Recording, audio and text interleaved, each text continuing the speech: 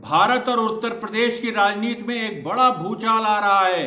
ब्रिजभूषण शरण सिंह ने सीधे कह दिया है कि उनके खिलाफ जो महिला पहलवानों का और यौन शोषण मामले में जो धरना चल रहा है दिल्ली जंतर मंतर पे, उसके पीछे योगी आदित्यनाथ का हाथ है। बीजेपी एमपी ने बीजेपी के ही मुख्यमंत्री को अक्यूज किया है कि वो आंदोलन चला रहे हैं ब्रिजभूषण शरण सिंह के खिलाफ।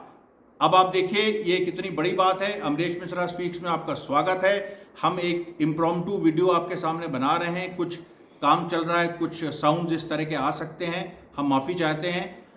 हम आपके बीच शॉर्ट्स बनाते रहे इधर, और उन शॉर्ट्स के माध्यम से हम एक्सपेरिमेंट कर रहे थे और आपका पूरा समर्थन मिला। बहुत बहुत धन्यवाद। अब हम एक फुल लेंथ वीडियो ये बना रहे हैं आपको ये बताने के लिए, जिसमें कोई एडिटिंग इस बार हम नहीं कर रहे हैं, हम आपको सीधे आपसे बात कर रहे हैं। हम ये बताने के लिए कर रहे हैं कि ये जो ब्रिजभूषण शरण सिंह ने योगी आदित्यनाथ का नाम लिया खुल के कैमरे पे, इसके पीछे की राजनीति क्या है, इसके पीछे की बैक स्टोरी क्या है, क्यों ऐसा उन्होंने किया, ये सारे मुद्दे आपके सामने हम लाना चाहते हैं। अब देखिए, सबसे पहली बात, ब्रिजभूषण शरण सिंह बीजेपी सांसद हैं, बाहुबली सांसद हैं। उनके ऊपर सीधे सीधे सुप्रीम कोर्ट में ये बात आ चुकी है कि 40 केसेस हैं, लेकिन वो लंबे समय से बीजेपी के एक कद्दावर नेता बने हुए। इसके पहले समाजवादी पार्टी में भी एक बार थे। 1998 में इनके ऊपर टाटा का केस लगा था, दाऊद इब्राहिम से संबंध का केस लगा था और ये जेल गए थे और अपनी पत्नी को इन्होंने लड़ाया था लोकसभा का चुनाव। 2004 में घनश्याम शुक्ला जो कि बीजेपी के कैंडिडेट थे गोंडा से, उनकी हत्या होती है और उस हत्या में भी ब्रिजभूषण शरण सिंह का नाम आता है। सीबीआई इंक्वायरी होती है, लेकिन इनको उस तरह से ये क्लीन चिट मिल जाता है। अब आप देखिए जो इस समय का माहौल है, ब्रिजभूषण शरण सिंह ने क्यों लिया योगी आदित्यनाथ का नाम, उसके पीछे जो कारण ये है कि ब्रिजभूषण शरण सिंह बुरी तरह से घिर गए हैं यौन शोषण मामले में। महिला पहलवान कह रही हैं कि भाई लंबे समय से, ये करीब 10 साल से ऊपर हो गया, ब्रिजभूषण शरण सिंह कुश्ती संघ रेसलिंग फेडरेशन ऑफ इंडिया की चीफ बने हुए हैं और 2014 से लखनऊ में जो ट्रेनिंग कैंप्स होते हैं खास तौर पे, उनमें ये और इनके साथ विनोद तोमर, उस जो इनके एसोसिएट हैं, उनका भी नाम एफआईआर में है, वो दोनों लोग कहीं ना कहीं शामिल हैं। और आपको बता दें कि जो सुप्रीम कोर्ट के दबाव में दिल्ली पुलिस ने ऑलरेडी एफआईआर कर दी है तोमर और ब्रिजभूषण शरण सिंह के खिलाफ, और ब्रिजभूषण शरण सिंह पे पॉक्सो एक्ट लग गया। पॉक्सो यानी prevention of child sexual offences act, बहुत ही संगीन एक एक्ट होता है और इसमें बड़े बड़े अपराधियों के पसीने छूट जाते हैं, क्योंकि इसमें उम्र कैद तक की सजा है। और ये क्यों लगा ब्रिजभूषण शरण सिंह पे? क्योंकि जो 7 महिला रेसलर्स जिन्होंने ओरिजिनल 21 अप्रैल को पुलिस कंप्लेन की थी, जो बाद में एफआईआर में तब्दील कर दी गई, उसमें से एक नाबालिग है। तो एक नाबालिग महिला रेसलर के साथ यौन शोषण करने, छेड़खानी करने का एक आरोप ब्रिजभूषण सिंह पे लगा है। और ये देखिए, उत्तर प्रदेश की मानसिकता समझिए। उत्तर प्रदेश में आप हत्या कर दीजिए, आप ये कर दीजिए या कुछ दबंगई कर दीजिए, वो उतना खराब नहीं माना जाता है। लेकिन लंगोट का कमज़ोर नेता, महिलाओं के मामले में अगर किसी ने ऐसा काम किया तो उसकी बहुत बड़ी बदनामी होती है। तो ये जो है, ये बड़ी मतलब शर्मिंदगी की बात ब्रिजभूषण शरण सिंह के लिए हो गई है और एक तरह से उनका कैरियर, पॉलिटिकल कैरियर दांव पे है। और उनको क्या लग रहा है, ब्रिजभूषण शरण सिंह को ये लग रहा है कि उनको कहीं से कोई समर्थन नहीं मिल रहा, कि उत्तर प्रदेश के जो मुख्यमंत्री हैं योगी आदित्यनाथ, वो भी बीजेपी के, उनका भी समर्थन नहीं मिल रहा। जो राष्ट्रीय स्तर पे योगी और अमित शाह हैं, उनका भी समर्थन नहीं मिल रहा, ना दिल्ली का समर्थन मिल रहा है ना लखनऊ का। लेकिन ब्रिजभूषण शरण सिंह को ये भी पता है कि दिल्ली और लखनऊ में 36 का आंकड़ा है, ऊपर से सब ठीक चल रहा है। 2022 में योगी की सरकार बनाने में यहाँ पूरी तरह से मोदी शाह ने मदद की, लेकिन अंदर ही अंदर क्या है, अंदर ही अंदर 2024 के बाद मोदी का उत्तराधिकारी कौन होगा, इसको लेकर संघर्ष है। इस संघर्ष में एक तरफ अमित शाह हैं, एक तरफ योगी है। अमित शाह की अपनी राष्ट्रीय लॉबी है, योगी के साथ आरएसएस है।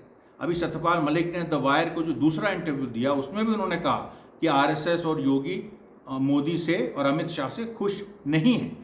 अब आप ये देखिए, तो ब्रिजभूषण शरण सिंह जो कि चारों तरफ से घिर गए थे, जिनको कहीं से समर्थन नहीं मिल रहा था, उन्होंने एबीपी न्यूज़ के इंटरव्यू में ये कहा कि एक हरियाणा के उद्योगपति के साथ साथ एक बाबा का भी हाथ है। उनका ये शब्द है, बाबा का हाथ।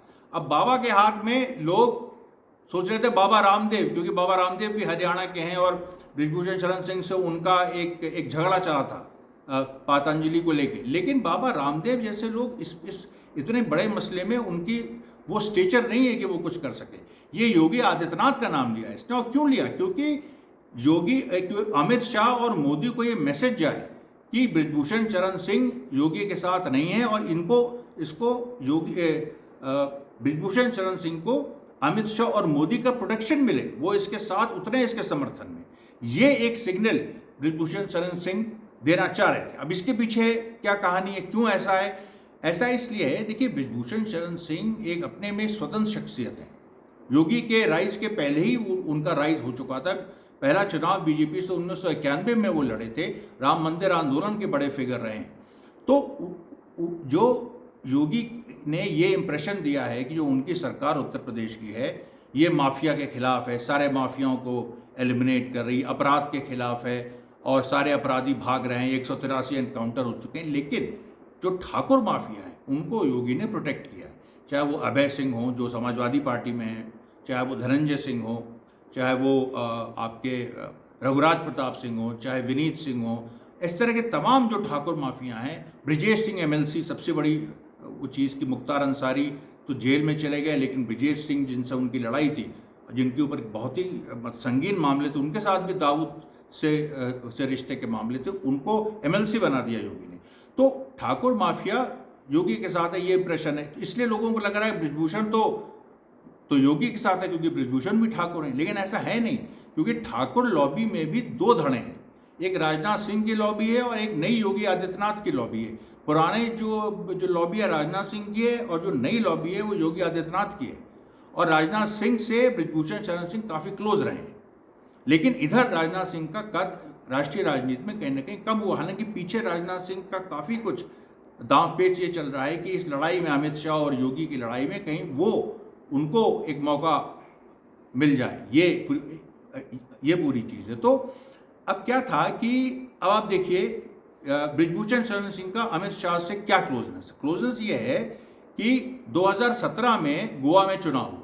बृजभूषण शरण सिंह का गोवा से कोई मतलब नहीं, लेकिन 2017 में जो गोवा में चुनाव हुए, 40 मेंबर की विधानसभा, उसमें 17 सीटें कांग्रेस लाई, 13 बीजेपी लाई, और मतलब दोनों मेजॉरिटी से शॉर्ट थे, हंग असेंबली आई। और बीजेपी जैसे भी चाहे उस सरकार बनाना चाह रही थी 2017 में, आपको याद होगा काफ़ी कंट्रोवर्सी हुई थी। अब उसमें क्या पेच था कि 3 सीटें गोवा गोमंतक पार्टी के पास थी और 3 सीटें गोवा फॉरवर्ड पार्टी के पास थी। गोवा गोमंतक तो बीजेपी के साथ आने को तैयार थी, तो बीजेपी 13 से 16 हो रही थी, लेकिन उसको गोवा फॉरवर्ड पार्टी का भी समर्थन चाहिए था जिसके पास 3 MLA थे। और गोवा फॉरवर्ड पार्टी के जो नेता थे विजय सरदेसाई, वो एंटी बीजेपी, बहुत ही खुल के एंटी बीजेपी उन्होंने प्रचार किया। लेकिन विजय सरदेसाई खुद रेसलिंग फेडरेशन ऑफ गोवा चलाते हैं और Brijbhushan Sharan Singh wrestling federation of India चला रहे हैं, और उस समय भी वो उसके अध्यक्ष थे 2017 में। वो तो 2014 से लगातार हैं, आज भी हैं। अब 2017 में बृजभूषण सिंह गोवा गए और उन्होंने दबाव डाला और विजय सरदेसाई के 3 जो MLA हैं उन्होंने बीजेपी को सपोर्ट कर दिया। ये एक बहुत बड़ा एहसान बृजभूषण शरण सिंह ने अमित शाह पे किया, क्योंकि अमित शाह किसी भी हालत में सरकार बनाना चाहते थे बीजेपी की। अब जब बृजभूषण सिंह को ज़रूरत है तो अमित शाह उस तरह से आगे नहीं आ रहे हैं, तो इसने बृजभूषण शरण सिंह ने योगी का नाम ले दिया, जो अमित शाह के राइवल हैं इस समय।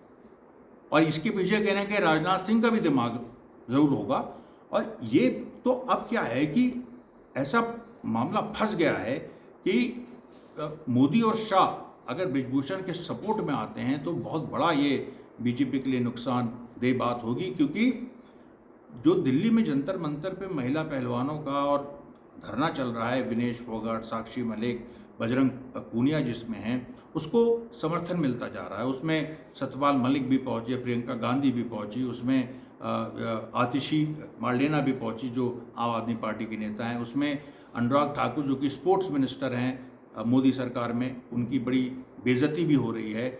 और PT उषा राज्यसभा मेंबर जो कि उनको बीजेपी ही ने नॉमिनेट किया, जो इंडियन ओलंपिक एसोसिएशन के अध्यक्ष हैं, उन्होंने भी बयान दिया इस आंदोलन के खिलाफ, उनकी भी बड़ी भद्द हुई। तो एक राष्ट्रीय जो पूरी भावना है जो सिंपैथी है वो महिला पहलवानों की है, महिला पहलवानों के प्रति है, बृजभूषण के खिलाफ। तो ऐसे माहौल में अगर मोदी शाह बृजभूषण को प्रोटेक्ट करते हैं या ये संदेश जाता है तो बीजेपी के लिए बड़ा नुकसानदेह होगा। दूसरी तरफ सही बात है कि योगी को ये लग रहा है, जो उत्तर प्रदेश के सिनारियों में, कि अगर बृजभूषण सिंह का विकेट गिरता है तो यहाँ से लखनऊ से लेके नेपाल बॉर्डर श्रावस्ती तक जो 4-5 ज़िले हैं, श्रावस्ती हो गया, बलरामपुर हो गया, गोंडा, बहराइच, बाराबंकी, फैज़ाबाद, इन सारे ज़िलों में जो बृजभूषण सिंह एक तरह से इस ज़िले को कंट्रोल करते थे।